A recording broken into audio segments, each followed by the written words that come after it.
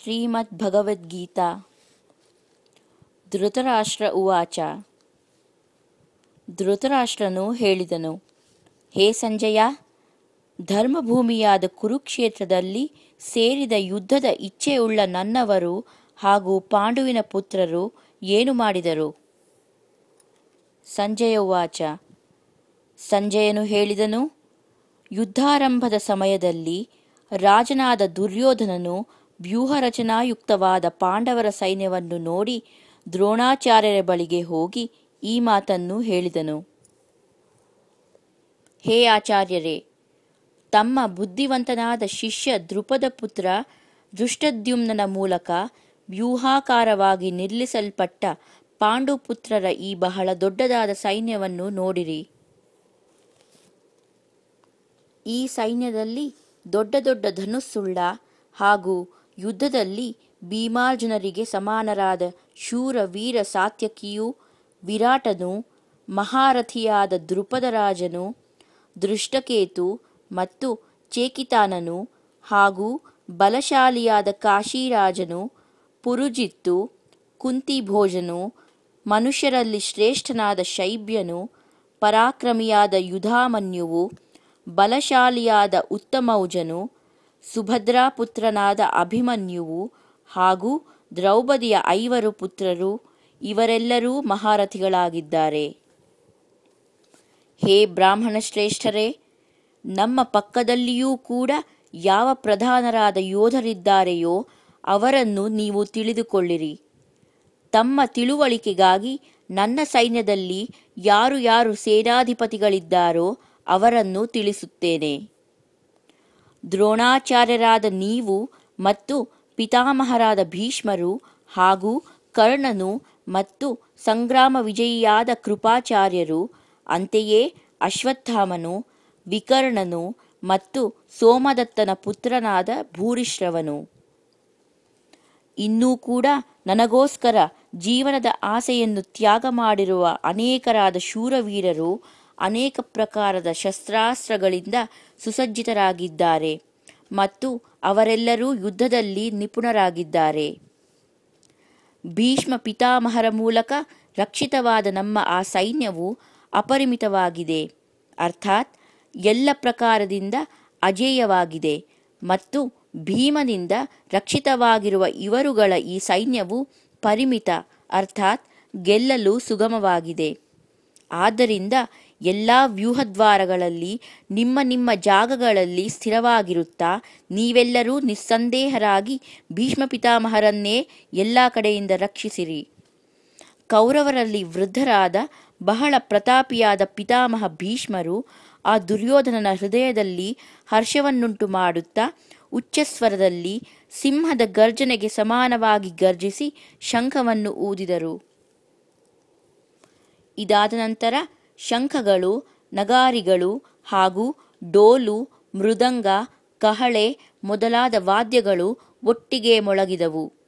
ಅವುಗಳ ಆ ಶಬ್ದವು ಬಹಳ ಭಯಂಕರವಾಯಿತು.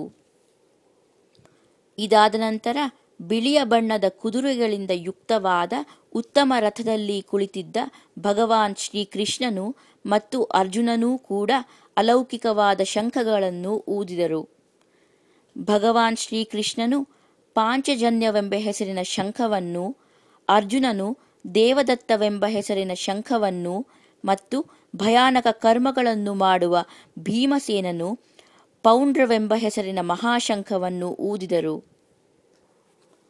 ಕುಂತಿಯ ಪುತ್ರನಾದ ರಾಜ ಯುಧಿಷ್ಠರನು ಅನಂತ ವಿಜಯವೆಂಬ ಹೆಸರಿನ ಮತ್ತು ನಕುಲ ಹಾಗೂ ಸಹದೇವರು ಸುಘೋಷ ಮತ್ತು ಮಣಿಪುಷ್ಪಕವೆಂಬ ಹೆಸರಿನ ಶಂಖಗಳನ್ನು ಊದಿದರು. ಶ್ರೇಷ್ಠವಾದ ಧನುಸ್ಸುಳ್ಳ ಕಾಶಿರಾಜನು ಮತ್ತು ಮಹಾರಥಿಯಾದ ಶಿಖಂಡಿ ಹಾಗೂ ದೃಷ್ಟದ್ಯುಮ್ನ, ರಾಜ ವಿರಾಟನು ಮತ್ತು ಅಜೇಯನಾದ ಸಾತ್ಯಕಿಯು, ರಾಜನಾದ ದ್ರುಪದನು, ದ್ರೌಪದಿಯ 5 ಪುತ್ರರು ಮತ್ತು ಮಹಾಬಾಹುವಾದ ಸುಭದ್ರಾ ಪುತ್ರ ಅಭಿಮನ್ಯುವು, ಇವರೆಲ್ಲರೂ ಹೇ ರಾಜನೇ ಎಲ್ಲ ಕಡೆಗಳಿಂದ ಬೇರೆ ಬೇರೆಯಾಗಿ ಶಂಖಗಳನ್ನು ಊದಿದರು. ಮತ್ತು ಆ ಭಯಾನಕವಾದ ಶಬ್ದವು ಆಕಾಶ ಮತ್ತು ಪೃಥ್ವಿಯನ್ನು ಸಹ ಪ್ರತಿಧ್ವನಿಗೊಳಿಸುತ್ತಾ ದುರ್ಯೋಧನಾದಿಗಳ ಅಂದರೆ ನಿಮ್ಮ ಪಕ್ಷದವರ ಹೃದಯಗಳನ್ನು ಭೇದಿಸಿತು. ಹೇ ರಾಜ, ಇದಾದ ನಂತರ ಕಪಿಧ್ವಜನಾದ ಅರ್ಜುನನು ಯುದ್ಧಕ್ಕೆ ಸನ್ನದ್ಧರಾಗಿ ನಿಂತಿರುವ ಧೃತರಾಷ್ಟ್ರನ ಸಂಬಂಧಿಗಳನ್ನು ನೋಡಿದವನಾಗಿ ಆ ಶಸ್ತ್ರಪ್ರಯೋಗ ಸಿದ್ಧತೆಯ ಸಮಯದಲ್ಲಿ ಧನುಸ್ಸನ್ನು ಎತ್ತಿಕೊಂಡು ಋಷಿಕೇಶನಾದ ಭಗವಾನ್ ಶ್ರೀಕೃಷ್ಣನಿಗೆ ಈ ವಚನವನ್ನು ಹೇಳಿದನು. ಹೇ ಅಚ್ಯುತನೇ, ನನ್ನ ರಥವನ್ನು ಎರಡೂ ಸೈನ್ಯಗಳ ಮಧ್ಯದಲ್ಲಿ ನಿಲ್ಲಿಸಿಬಿಡು.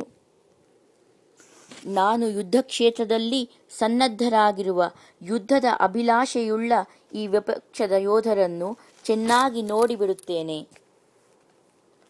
ಈ ಯುದ್ಧರೂಪವಾದ ವ್ಯಾಪಾರದಲ್ಲಿ ನಾನು ಯಾರು ಯಾರೊಡನೆ ಯುದ್ಧ ಮಾಡುವುದು ಯೋಗ್ಯವೆಂಬುದನ್ನು ತಿಳಿದುಕೊಳ್ಳುವೆನು.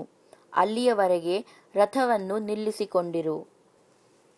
ದುಷ್ಟಬುದ್ಧಿಯುಳ್ಳ ದುರ್ಯೋಧನನಿಗೆ ಯುದ್ಧದಲ್ಲಿ ಹಿತವನ್ನು ಬಯಸುವ ಯಾವ ಯಾವ ರಾಜರುಗಳು ಈ ಸೈನ್ಯದಲ್ಲಿ ಬಂದಿದ್ದಾರೋ ಅಂತಹ ಯುದ್ಧ ಮಾಡುವವರನ್ನು ನಾನು ನೋಡಿಕೊಳ್ಳುವೆನು. ಸಂಜಯ ಉವಾಚ. ಸಂಜಯನು ಹೇಳಿದನು, ಹೇ ಧೃತರಾಷ್ಟ್ರ, ಅರ್ಜುನನು ಈ ಪ್ರಕಾರವಾಗಿ ಹೇಳಿದಾಗ ಭಗವಾನ್ ಶ್ರೀಕೃಷ್ಣನು ಎರಡೂ ಸೈನ್ಯಗಳ ಮಧ್ಯದಲ್ಲಿ ಭೀಷ್ಮ ಮತ್ತು ದ್ರೋಣಾಚಾರ್ಯರ ಎದುರಿಗೆ ಹಾಗೂ ಸಂಪೂರ್ಣ ರಾಜರುಗಳೆದುರಿನಲ್ಲಿ ಉತ್ತಮವಾದ ರಥವನ್ನು ನಿಲ್ಲಿಸಿ, ಹೇ ಪಾರ್ಥನೆ, ಯುದ್ಧಕ್ಕಾಗಿ ನೆರೆದಿರುವ ಈ ಕೌರವರನ್ನು ನೋಡು, ಈ ಪ್ರಕಾರವಾಗಿ ಹೇಳಿದನು. ಇದಾದ ನಂತರ ಪಾರ್ಥನು ಆ ಎರಡೂ ಸೈನ್ಯಗಳಲ್ಲಿ ಸೇರಿದ್ದ ದೊಡ್ಡಪ್ಪ ಚಿಕ್ಕಪ್ಪಂದಿರನ್ನು, ಅಜ್ಜ ಮುತ್ತಜ್ಜರನ್ನು, ಗುರುಗಳನ್ನು, ಸೋದರ ಮಾವಂದಿರನ್ನು, ಸಹೋದರರನ್ನು, ಮಕ್ಕಳು ಮೊಮ್ಮಕ್ಕಳನ್ನು ಹಾಗೂ ಮಿತ್ರರನ್ನು, ಮಾವಂದಿರನ್ನು ಮತ್ತು ಸಹೃದಯರನ್ನೂ ನೋಡಿದನು. ಅಲ್ಲಿ ಉಪಸ್ಥಿತರಿದ್ದ ಸಂಪೂರ್ಣ ಬಂಧುಗಳನ್ನು ನೋಡಿ ಆ ಕುಂತಿಪುತ್ರನಾದ ಅರ್ಜುನನು ಅತ್ಯಂತ ಕರುಣಾಪರವಶನಾಗಿ ಶೋಕಿಸುತ್ತಾ ಹೀಗೆ ಹೇಳಿದನು.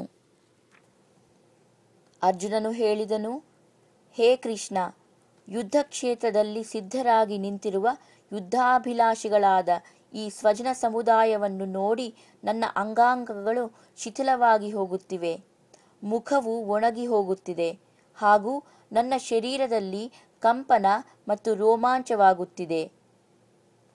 ಕೈಯಿಂದ ಗಾಂಧೀವ ಧನುಸ್ಸು ಜಾರಿ ಬೀಳುತ್ತಿದೆ ಮತ್ತು ಚರ್ಮವೂ ಸಹ ಬಹಳವಾಗಿ ಉರಿಯುತ್ತಿದೆ ಹಾಗೂ ನನ್ನ ಮನಸ್ಸು ಭ್ರಮಿಸಿದಂತೆ ತೋರುತ್ತಿದೆ.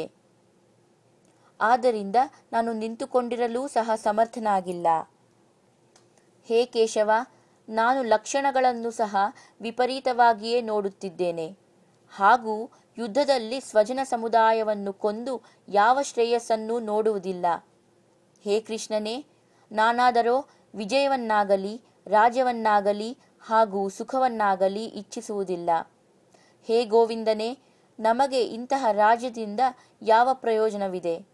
ಅಥವಾ ಇಂತಹ ಭೋಗಗಳಿಂದಾಗಲಿ ಜೀವನದಿಂದಾಗಲಿ ಯಾವ ಲಾಭವಿದೆ?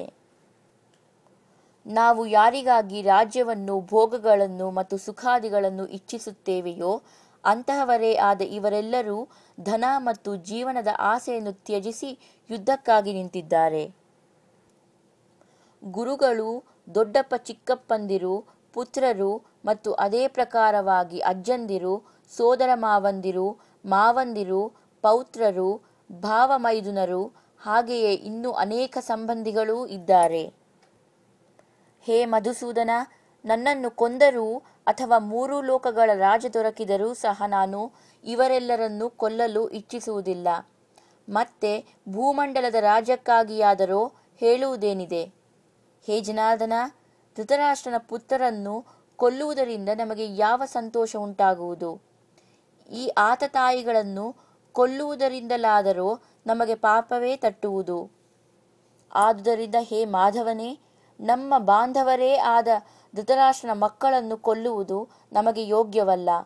ಏಕೆಂದರೆ ನಮ್ಮದೇ ಆದ ಕುಟುಂಬವನ್ನು ಕೊಂದು ನಾವು ಹೇಗೆ ಸುಖಿಗಳಾಗುವೆವು? ಒಂದು ವೇಳೆ ಲೋಭದಿಂದ ಭ್ರಷ್ಟಚಿತ್ತರಾದ ಈ ಜನರು ಕುಲಕ್ಷಯದಿಂದ ಉತ್ಪನ್ನವಾಗುವ ದೋಷವನ್ನು ಮತ್ತು ಮಿತ್ರದ್ರೋಹ ಮಾಡುವುದರಲ್ಲಿ ಪಾಪವನ್ನು ನೋಡುವುದಿಲ್ಲವಾದರೂ, ಹೇ ಜನಾರ್ದನನೇ, ಕುಲದ ನಾಶದಿಂದ ಉತ್ಪನ್ನವಾಗುವ ದೋಷವನ್ನು ತಿಳಿದಿರುವ ನಾವುಗಳು ಈ ಪಾಪದಿಂದ ಹಿಂಜರಿಯಲು ಏಕೆ ವಿಚಾರ ಮಾಡಬಾರದು? ಕುಲದ ನಾಶದಿಂದ ಸನಾತನವಾದ ಕುಲಧರ್ಮಗಳು ನಷ್ಟವಾಗುತ್ತವೆ. ಧರ್ಮವು ನಾಶವಾದ ನಂತರ ಸಂಪೂರ್ಣ ಕುಲದಲ್ಲಿ ಪಾಪವು ಕೂಡ ಬಹಳವಾಗಿ ಆವರಿಸಿಕೊಳ್ಳುತ್ತದೆ. ಹೇ ಕೃಷ್ಣ, ಪಾಪವು ಅಧಿಕವಾಗಿ ಬೆಳೆಯುವುದರಿಂದ ಕುಲದ ಸ್ತ್ರೀಯರು ಅತ್ಯಂತ ದೂಷಿತರಾಗಿ ಬಿಡುತ್ತಾರೆ. ಮತ್ತು ಹೇ ವಾರ್ಷ್ಣೇಯನೇ, ಸ್ತ್ರೀಯರು ದೂಷಿತರಾದ ಬಳಿಕ ವರ್ಣಸಾಂಕರ್ಯವು ಉಂಟಾಗುತ್ತದೆ. ವರ್ಣಸಾಂಕರ್ಯವು ಕುಲಘಾತುಕರನ್ನು ಮತ್ತು ಕುಲವನ್ನು ನರಕಕ್ಕೆ ಕೊಂಡೊಯ್ಯಲೆಂದೇ ಆಗುತ್ತದೆ. ಲುಪ್ತವಾದ ಪಿಂಡ ಮತ್ತು ತರ್ಪಣಾದಿಗಳಿಂದ ಅರ್ಥಾತ್ ಶ್ರಾದ್ದ ಮತ್ತು ಪಿತೃತರ್ಪಣಗಳಿಂದ ವಂಚಿತರಾದ ಇವರ ಪಿತೃಗಳು ಕೂಡ ಅಧೋಗತಿಯನ್ನು ಪಡೆಯುತ್ತಾರೆ. ಈ ವರ್ಣಸಂಕರಕಾರಕವಾದ ದೋಷಗಳಿಂದ ಕುಲಘಾತುಕರ ಸನಾತನವಾದ ಕುಲಧರ್ಮಗಳು ಮತ್ತು ಜಾತಿ ಧರ್ಮಗಳು ನಾಶವಾಗಿ ಬಿಡುತ್ತವೆ. ಹೇ ಜನಾರ್ದನನೇ, ಯಾರ ಕುಲಧರ್ಮಗಳು ನಾಶವಾಗಿವೆಯೋ ಅಂತಹ ಮನುಷ್ಯರು ಅನಿಶ್ಚಿತ ಕಾಲದವರೆಗೆ ನರಕದಲ್ಲಿ ವಾಸಿಸುತ್ತಾರೆಂದು ನಾವು ಕೇಳುತ್ತಾ ಬಂದಿದ್ದೇವೆ. ಅಯ್ಯೋ ಕಷ್ಟವೇ! ಬುದ್ಧಿವಂತರಾಗಿದ್ದೂ ಸಹ ನಾವುಗಳು ಮಹತ್ತಾದ ಪಾಪವನ್ನು ಮಾಡಲು ಸಿದ್ಧರಾಗಿದ್ದೇವಲ್ಲ. ಆದರೆ ರಾಜ್ಯ ಮತ್ತು ಸುಖದ ಲೋಭದಿಂದ ಸ್ವಜನರನ್ನು ಕೊಲ್ಲುವುದಕ್ಕೆ ತೊಡಗಿದ್ದೇವಲ್ಲ. ಒಂದು ವೇಳೆ ಶಸ್ತ್ರರಹಿತನೂ ಹಾಗೂ ಎದುರಿಸದೇ ಇರುವ ನನ್ನನ್ನು ಶಸ್ತ್ರಗಳನ್ನು ಕೈಯಲ್ಲಿ ಹಿಡಿದಿರುವ ಧೃತರಾಷ್ಟ್ರನ ಪುತ್ರರು ಯುದ್ಧದಲ್ಲಿ ಕೊಂದು ಹಾಕಿದರೂ ಆ ಕೊಲ್ಲುವಿಕೆಯೂ ಸಹ ನನಗೆ ಹೆಚ್ಚು ಶ್ರೇಯಸ್ಕರವಾದೀತು. ಸಂಜಯ ಉವಾಚ. ಸಂಜಯನು ಹೇಳಿದನು, ರಣಭೂಮಿಯಲ್ಲಿ ಶೋಕದಿಂದ ಉದ್ವಿಗ್ನ ಮನಸ್ಸುಳ್ಳವನಾದ ಅರ್ಜುನನು ಈ ಪ್ರಕಾರವಾಗಿ ಹೇಳಿ ಬಾಣಸಹಿತ ಧನುಸ್ಸನ್ನು ತ್ಯಾಗ ಮಾಡಿ ರಥದ ಹಿಂಭಾಗದಲ್ಲಿ ಕುಳಿತು ಬಿಟ್ಟನು.